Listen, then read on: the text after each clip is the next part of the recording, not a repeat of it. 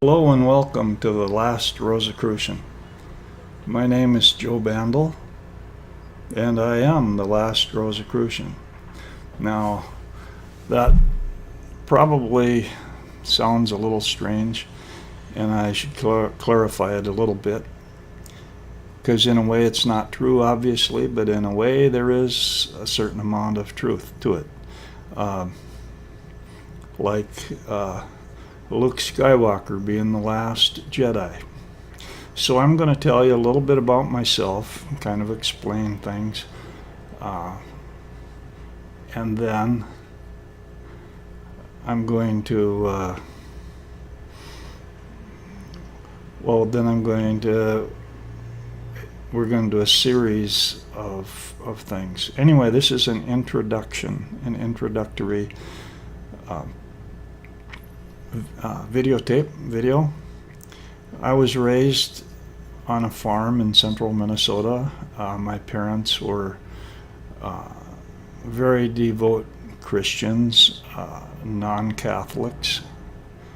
So I grew up, as so many have, with strong Christian values and also a love of animals and a love of nature. I loved being in the woods and playing with the horses, riding horse and playing with the dogs.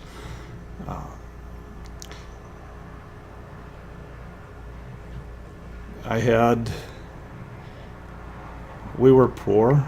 I was raised poor. So we didn't have a lot of money, but we got by. And I had a lot of interesting experiences. Now, when I turned 14, I had an attack of conscience. There was a spiritual crisis in which I couldn't stand who I was becoming.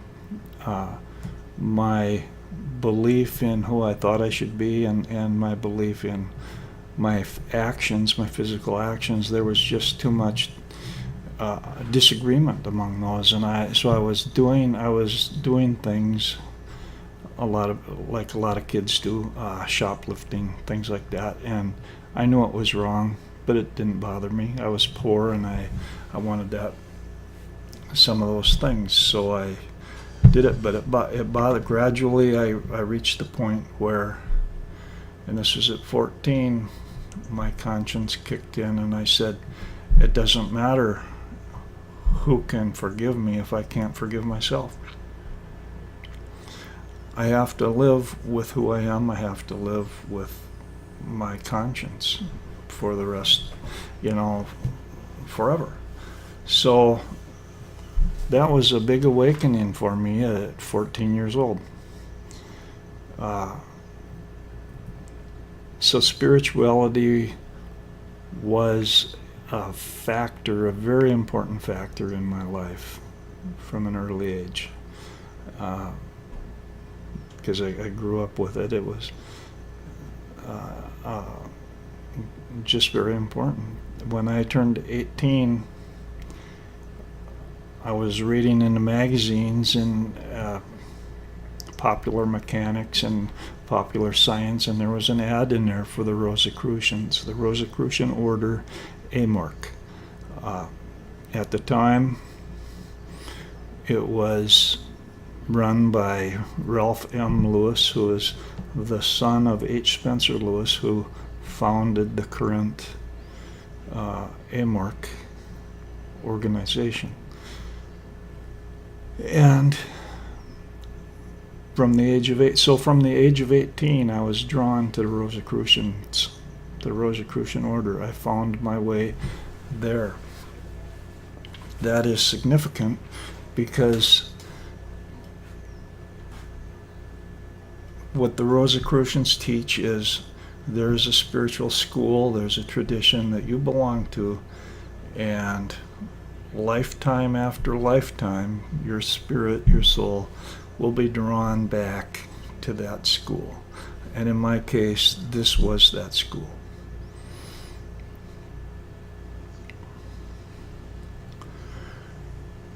Well, the Rosicrucians, AMORC at that time, what they did was they sent weekly monographs out, and each week I would study something.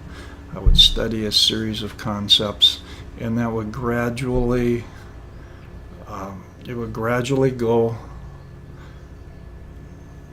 from one subject to the next subject and build like a staircase, a building of concepts, because right at the beginning you don't know what's going on. Well, I soon became aware of two concepts that the Rosicrucians had. One of them was the concept of the master within. They also called it the Christ spirit that is within your heart. And that what you do is you follow the Christ spirit that is in your heart, or you follow the master within your heart. You are already a master.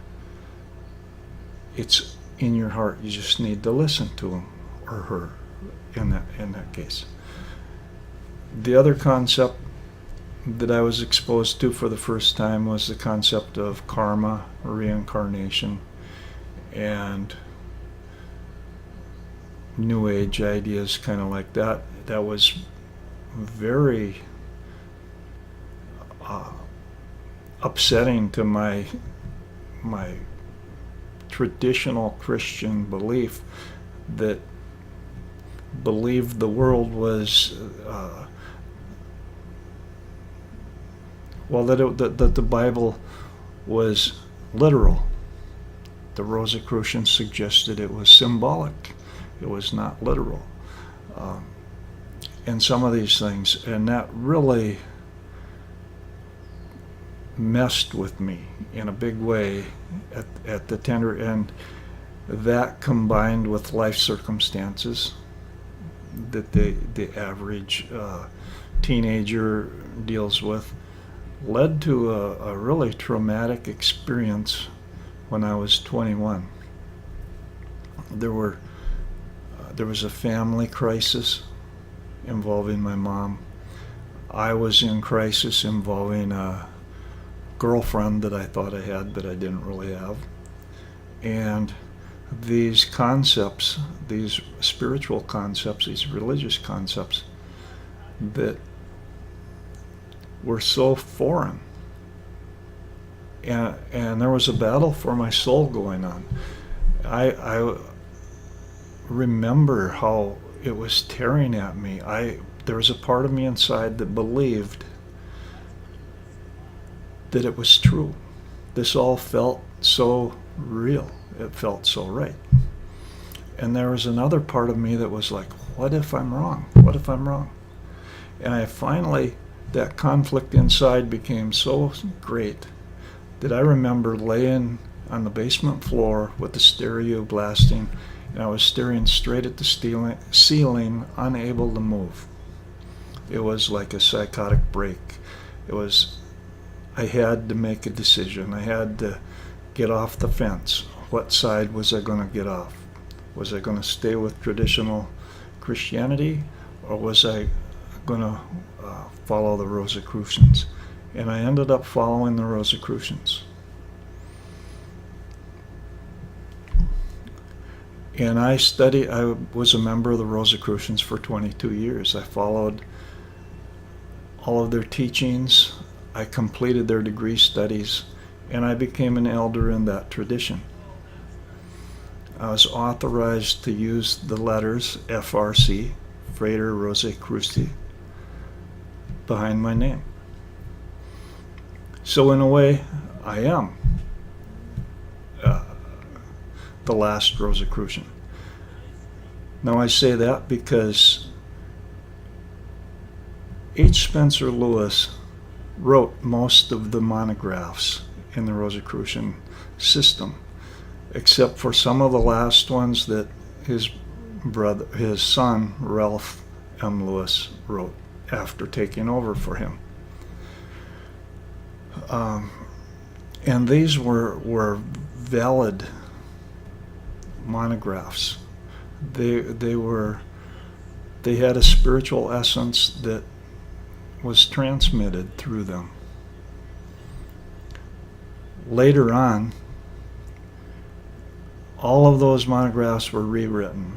And if you joined the Rosicrucian order today, AMORC, you would not be studying the monographs that I studied.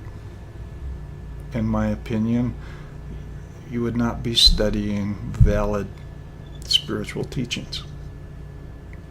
So I was one of the last Rosicrucians to study the old traditional monographs. So when I call myself the last Rosicrucian, it's not that far off. I'm keeping an eye on the time because I can only do about 12-minute videos, and I'm not covering quite as much as I thought I was going to be able to. So I'm probably going to drop it off right around here.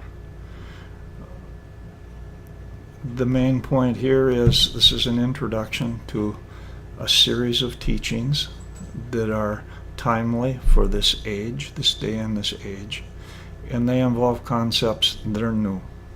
A lot of them may be old, but they're new. They're transmitted in a new way.